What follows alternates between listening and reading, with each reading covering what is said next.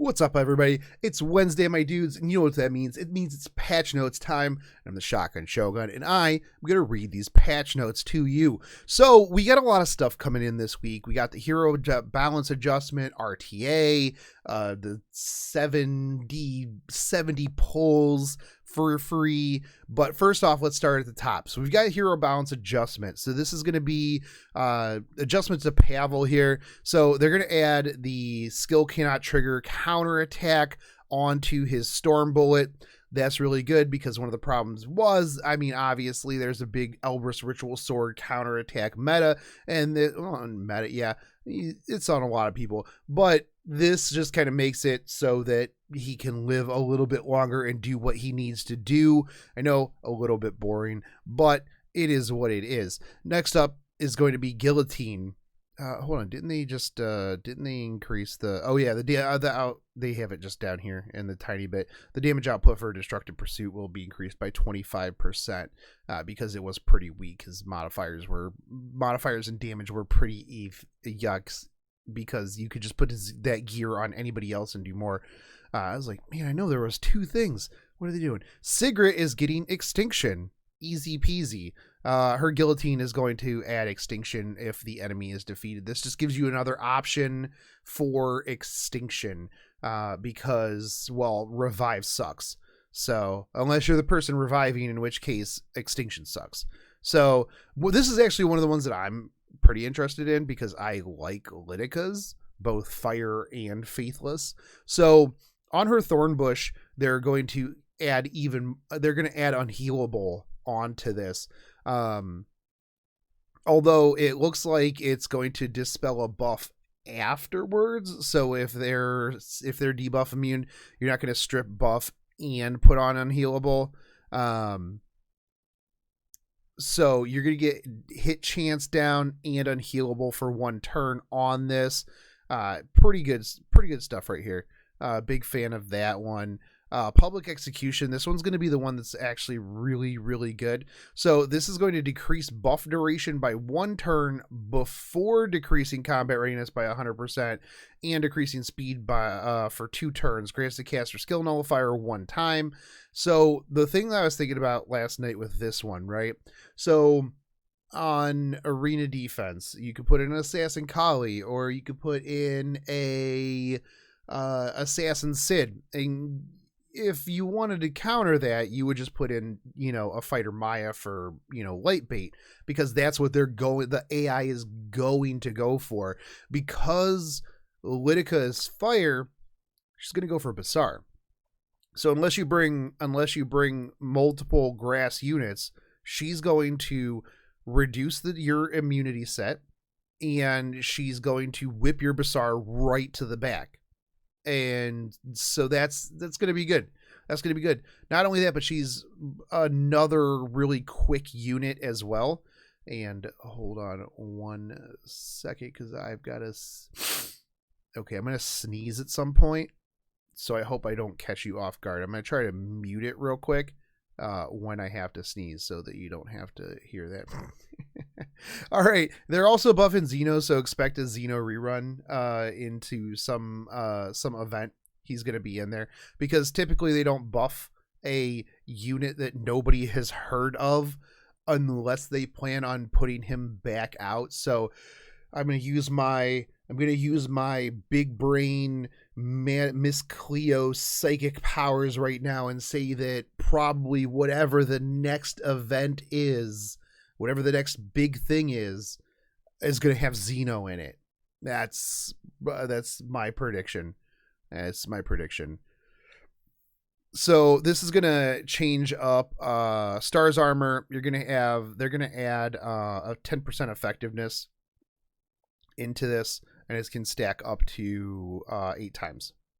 So that's pretty decent. That's a pretty big amount right there. So pretty decent change.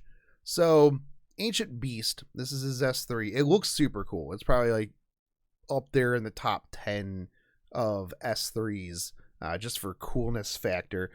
So before, It's summoned an ancient beast to attack all enemies with a 70% chance to silence for 1 turn, inflict bleeds for 2 turns, damage dealt increases proportional to the caster's max health. Now they just made it 80% instead of 70%. So they just added 10% more. 10% more chance. Faithless Latika, this is the one that I know a lot of people are looking forward to. They're kind of scared because it's going to make this character OP. So when she crits on her S3, she's going to give the whole team skill nullifier. So basically what you do is you open, and hopefully you've got a crit chance neck with ridiculous amounts of speed, so that you can get 100% crit. You S2, everybody goes to the front, and then you can S3 to put skill nullifier on, and then whatever they do next is just skill nullified. So if they have Seaside Belle, an S2 into S3 would completely negate Seaside Belle's S2. So this is gonna be pretty good. I can see, however, having a hard time gearing around this, because chances are that, like I said, unless you use like a crit chance main stat necklace, you're gonna have a hard time getting to that 100% without sacrificing some stuff somewhere else, depending on what gear you have. Now this one's actually kind of interesting, and this, like, I looked at Benevolent Roman again the other day, because I love using regular Roman. So I was looking at Benevolent Roman, and here's some of the changes. So on Mana Arrow, this is his S1, attacks the enemy with concentrated mana before a 35% chance to activate Mana Burst. Effect chance is doubled when the target is silenced. Mana Burst attacks all enemies, decreasing combat readiness by a random amount between 10 to 50%. Okay, so this is pretty good here, considering that he's going to silence on his S3. It's almost like you just kind of, it's a regular S1, but it has the potential to AoE knock back everybody by 10 to 50%. Now it's random, obviously, because we love RNG in our game. So it'll be interesting to see. I do like the fact that it is 70% chance to activate when the target is silenced, and it's going to be a lot easier to silence after they make the change to his Mana Fundamentals. Before, it just silenced 2 turns before dispelling 1 buff. Now they just flipped it so that you dispel 1 buff, and then you have a 75% chance to silence for 2 turns. Obviously going up to 90% chance. Yeah, 10, 85. Okay. Yeah, so you have a 90% chance to silence for 2 turns. The one thing that I did kind of like about this character, and I think a lot of people overlook, is that he is immune from CR pushback. So if you make him fast, you can theoretically, he's not going to be affected by a Bazaar or anything like that. So as long as you make him fast, he's going to go, and then he's going to just silence everybody. So he's going to strip their immunity, he's going to silence everybody, and then the follow-up after Bazaar is just, they're going to just be able to S1. So theoretically, that's going to be usable. Do I think I'm going to invest any Mulgoras into that? No, I'm not. Unless they give us a Mulgora refund and your boy is swimming in the molas for about 5 minutes before I just throw them willy-nilly into random-ass units. All right, so First World Arena regular season starts now. This is awesome. I'm super excited. Expect tons of RTA stuff. I'll stream regularly. I'm going to try, fingers crossed, I'm going to try to anyways. But following the end of the second preseason, the first World Arena regular season will begin. So entry condition, you're going to have more than 20 heroes. Sorry for those of you who are free to play who don't have more than 20 heroes. You guys just can't join. So adjusted rules in the Showdown season, Showdown Shogun. Victory points for all players will be reset at the start of the regular preseason. Placement upon the start of the new season or preseason. When heirs enter the world arena, the first 10 battles will be placement battles. The rank and victory points will not be displayed during placement. However, a badge informing the player that placement is in progress will be displayed. A player's victory points will not go below 1,000, even if you are defeated during a placement battle. Once all 10 placement battles have been completed, grade and victory points will be displayed according to the results. Once the placement has been completed and you have been placed in the correct league, the World Arena battles will be carried out as before. So you've got to do your 10 battles in order to get your placement. After that, then you can move your way through the ranks. Now, do you want to sandbag on this so that you can get, into an easier place? Maybe. At the same time, I feel like if you are trying to really push, you want to just win 10, all 10 of them, just to get yourself even further up so that you're not, trying to climb while other people are just sitting up in higher tiers. Okay, so victory point deduction. Affected players. Players who have 1,600 victory points or more, Master Legend League. Based on the date last played, if you have not participated in 3 days since entering a league, victory points will be deducted. Victory points will be deducted once every 3 days. So you can't just get to Legend and just sit there. This way, if for people who are looking for the Spectre Tenebria skin, you can't just hit Master and then just sit there and then expect to get your skin. You got to log in, you got to play every so often just to sit in there. So this is really good. I'm super excited for this pre-ban. Their pre-ban is going to be phenomenal. So let's talk about this. Prior to selecting heroes to use in battle, each heir will be able to select a hero 3-star and above. To ban, no 2 stars. That means you can't pre-ban my Danger Doggo. To be banned when matched against an opponent. It will not matter whether you or your opponent are in possession of this hero. So this is really, really important, because guess what? If you were to ban Ruel, that would be a wasted ban because I don't have one. Or an ML Araminta. Or an Arbiter Vildred. Feels bad, man. So you will be able to just ban literally anybody that you don't want to go up against. And the other thing too is you can overlap with your opponent. So mind game time, do you really always want to pick a meta character? Because chances are your opponent may pick a meta character as well. So if both of you ban Arbiter Vildred, then you have a wasted pre-ban.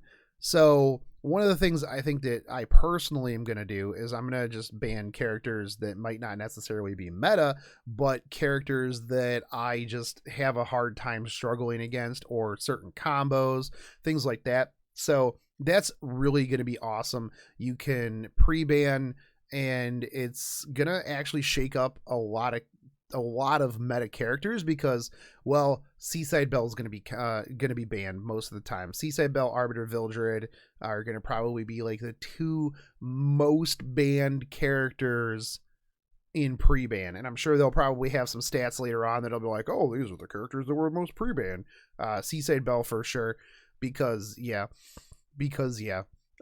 This pre-ban hero will not be available for selection for the designated battle by both players. If both heirs select the same hero, then that one pre-ban hero won't be available for the designated battle. If no hero is selected within the time limit, one will automatically be selected according to the following rules. The most recently selected hero will be chosen. One 5-star Covenant Moonlight hero will be randomly selected.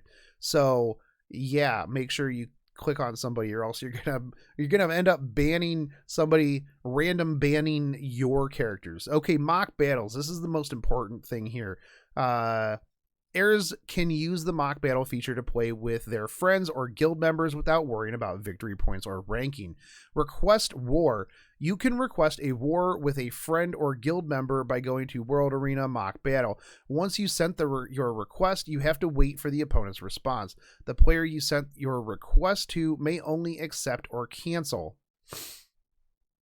So you have to be friends with them. That kind of sucks because then you wouldn't be able to fight people. So are you going to end up being able to be friends with other servers now? Because otherwise I would only be able to fight global players, and I would like to mock battle non-global players when I go to Japan, dressed as Bandit Keith.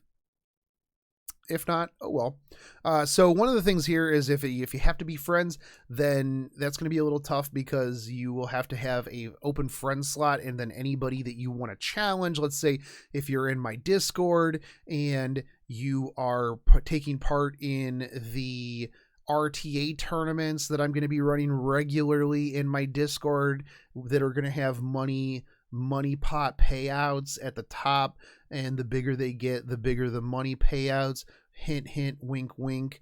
Discord. Make sure you join that because that's going to be a thing.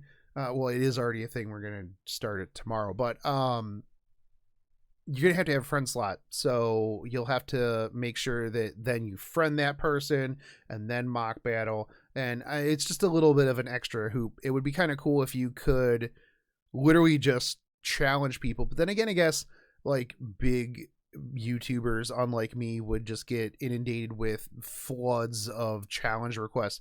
But also, just get ready because this Friday I'm going to have Friday Fight Night where I'm just going to challenge. I'm going to get challenged by people in Twitch and then get absolutely clapped. That's going to be super fun. Super fun. A notification will be displayed on the main screen of the player who has received the war request, and they will have 5 minutes to respond to that request. Players will be able to challenge other players from the World Arena Mock Battle menu. Players will also be able to challenge other players in the general chat window. Oh, hey, never mind. Okay, I guess I was completely wrong. Hey, Shogun, how about you read further before you talk about stuff? Players will be able to send battle requests through the player information window. Players may also challenge other players who are not a friend by tapping the portrait.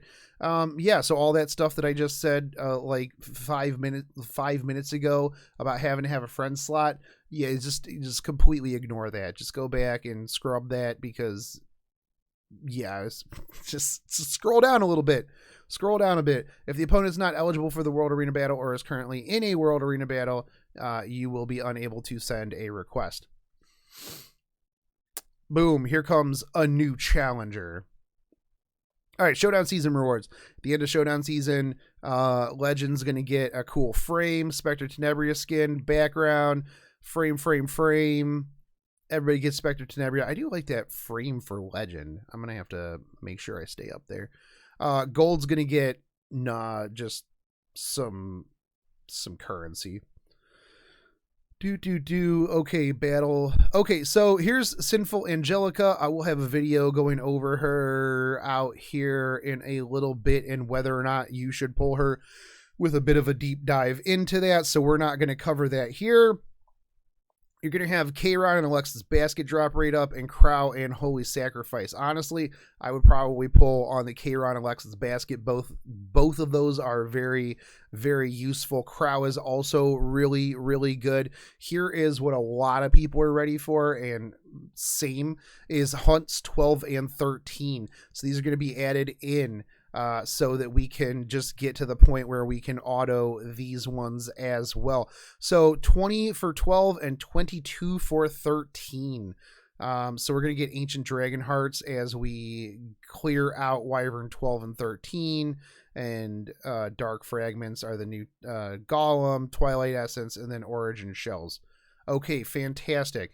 It doesn't say though like what. You know what? I'm just gonna keep reading. I'm gonna keep reading because they might say it here in a little bit. Now with the equipment reforging update, you can make plus 15 level 85 equipment even stronger, upgrading your equipment and making them stronger in the Steel Workshop. Okay. Through equipment reforging, you can make it level 90.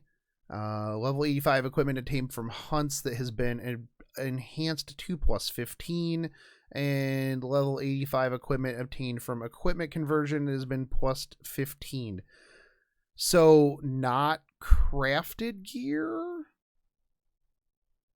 So if that doesn't make sense. So if I craft it, I can't +15 it, because that is kind of garbo if that's the case, because a lot of times the gear that you just craft a ton of stuff in order to get. Oh, they'll have to probably change that at some point, I would imagine, because yeah, if you're just, what would be the point of crafting if that gear you can't ever get to 90 because you crafted it? Yeah, so they actually might say something about that here if I just would read before starting to do that. So it's going to be in here. You're going to wyvern equipment.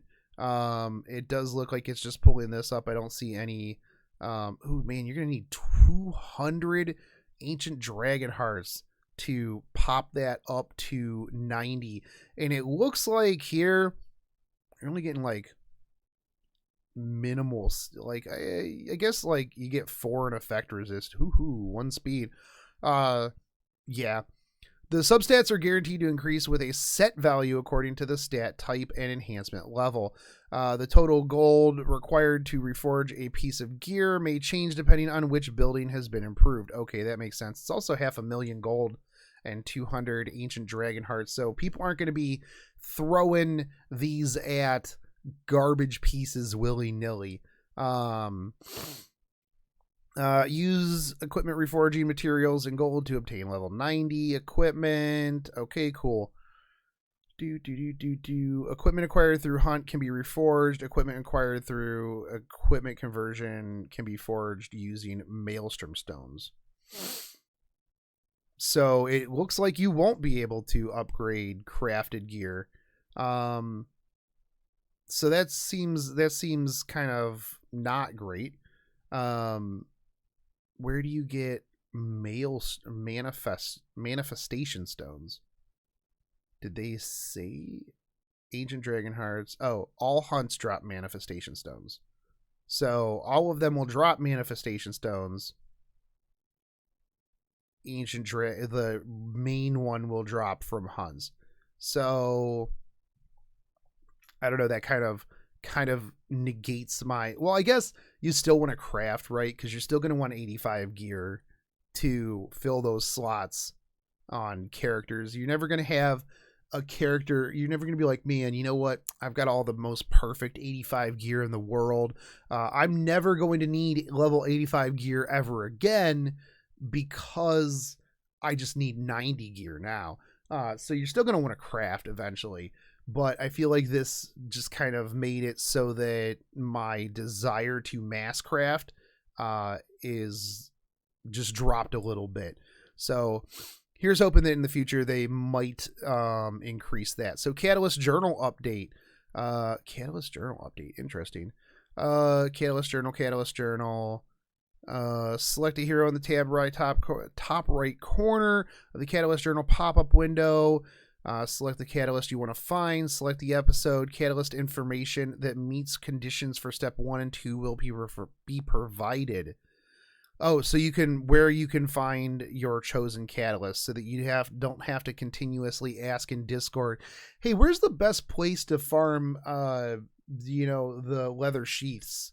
Where is that? Does anybody have that? Does anybody have that spreadsheet, that infographic? Hey guys, where do I farm this? Hey, where do I farm this? So you will be able to farm that. You can also see what characters require said catalysts. That's actually pretty sweet. Hero story updates. This is something that I asked for in Quality of Life a long time ago, is being able to go back and just read through the stories. Because if your game is story driven and you just never rerun these events, you're going to have a bunch of people that are going to miss out on potentially story. Not that everybody really cares about story. A lot of people are just going to slam through it, and then they're going to be like, hey, who's this character? who's this character in the new side story? Man, when are they going to be in the game? People be like, bro, that's this person's like boyfriend or girlfriend or mom or guardian or something. And then you have to explain, don't you even read the story? No, dude, I got stuff to farm. Basic information, obtain all the relevant heroes who appear in the side story will unlock this. You can check which heroes of a side story you have not yet obtained by entering the unlock side story. That's kind of cool, I guess. Well, I mean, it kind of sucks because you have to have all the characters in the said side story, but you'll get there eventually. Hero management UI improvements. Let's see. Hero enhancement, ease of use. Okay.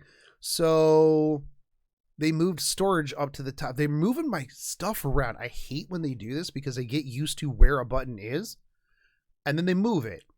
And I'm like where's skill enhancement? They're probably going to say that. Lobby buttons deleted. The skill enhancement and journal buttons in the lobby hero selection will be deleted. Skill enhancement button is added. Previously, players could access the skill enhancement function by going to the lobby hero skill enhancement. After the improvements, we'll be able to do it just straight from hero management to skill enhance. We have made improvements so players can now access skill enhance directly from the hero management window.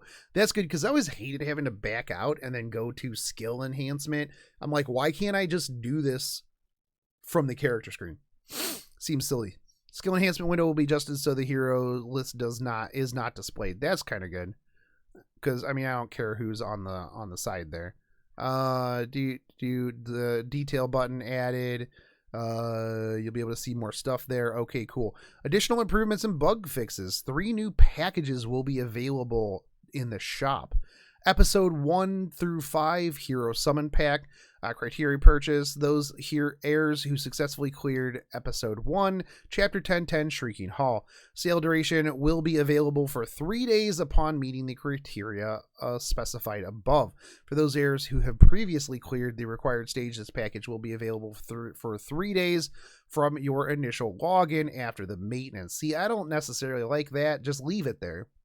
Like, why do I need to have that in 3 days? I guess it creates that sense of urgency. Like, oh, I could just get I can get a free 5-star if in 3 days I have to buy this now. I think that if they just left it in there, like kind of like the rank up pack type deal, that would be a lot better because you know what? Maybe I don't have the money for it right now or in 3 days. Are you saying that I need to just sit on 1010 until, because I want to buy it. Let's say I want to buy it. I just have to wait until Friday when I get paid and I could clear the game on Monday. You just make it permanent, dude. Like, what? That doesn't make any sense. Okay, special Mystic Pack. Criteria for purchase. Those heirs who have bought all available Mystic Packs, sale duration will be available for 4 hours upon buying all of them. You can only buy 1 per month. So this is literally just an extra 2,000 Mystic Medals for the Omega Whales who are going to be buying all of the Mystic Packs. Even more Leaf Packs. Oh, yes, this is what Daddy loves. Criteria for purchase. Those heirs who have bought all available Leaf Packs. Sale duration, 6 hours upon meeting the criteria specified above. You can get this once per month. Boy, I'm going to have that on the first of the month. I literally, as soon as the first day of the month hits and I can buy Leaf Packs, I buy literally all of them. That is the first thing that I do. Guilds, an issue where Guild Wars records didn't appear correctly. Okay, cool. They're going to fix that because that really sucked. Heroes with soul burn effects where buff durations increase. Okay, list of heroes. There's a lot of stuff in here that I am not going to read all of this. Wow, that's a lot of bug fixes and things like that. Compensation for issues where web rewards were unable to be claimed. Okay, cool. Let's see what else they got going on here. This is the web event closing schedule. I wish that they would show these because is this usually in like UTC or Korean time? For global, I wish that they would kind of make it. I mean, I guess it's global, so even if it was like UTC, just do it. Just do reset. Just do reset time. Just say, hey, at this reset time, this is when this is going to happen. This is really big right here too. Update celebration, 70 free summon event. So you're going to have 10 free 10 spin every day. 10 free for 7 days for an entire week. Players are able to do 10 free covenant summons for 7 days during this event period. You're just going to log in, bam, get your 10 free summons every day. Everybody who is not me is going to get ML 5 stars every single day. Me, dust. That's what I'm going to get. I'm going to get dust. But that's 70 free summons. And you're going to have people, I've already seen it. They're like, all I'm going to get is three-star artifacts or 3-star characters, and then it's going to suck. It's free, dude. It's literally free characters. It's free dust. It's free silver transmit stones. It's free dogs, whatever. Or they're going to get like a dupe 5-star and be like, they should have just given us a 5-star selector. So we are going to have maintenance. This is going to go down. So all that stuff is going to be in there. So do make sure that you get all of your guild wars and everything in before maintenance, because if you don't, I'm going to be really upset at you, Ame, because you're going to be like, oh, I was going to do it, but then the maintenance happened. And then that's why we lost the guild war. That's why. But this is also one of the big things here is free unequip. Oh, beautiful. Love it.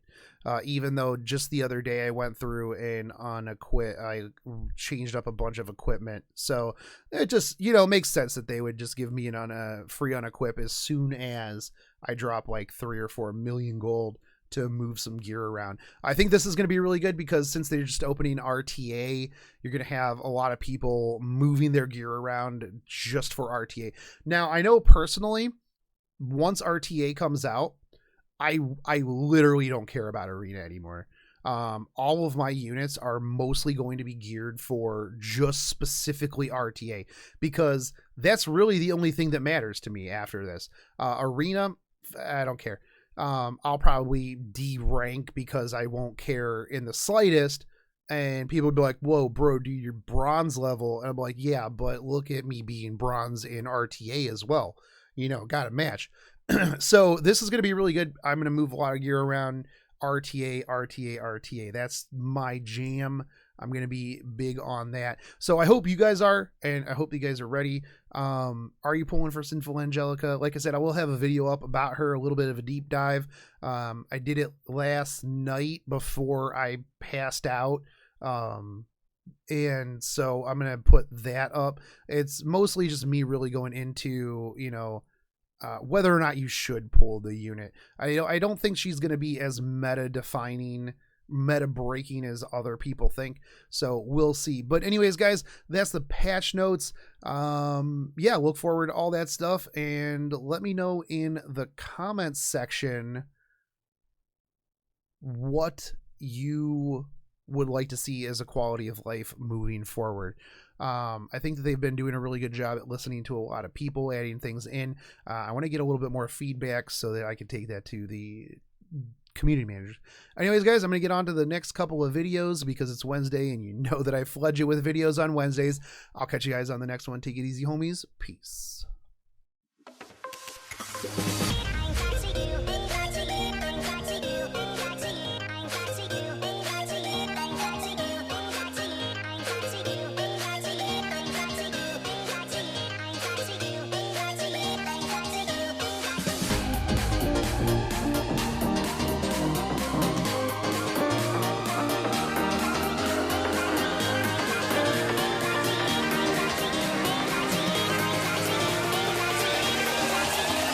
Cracky.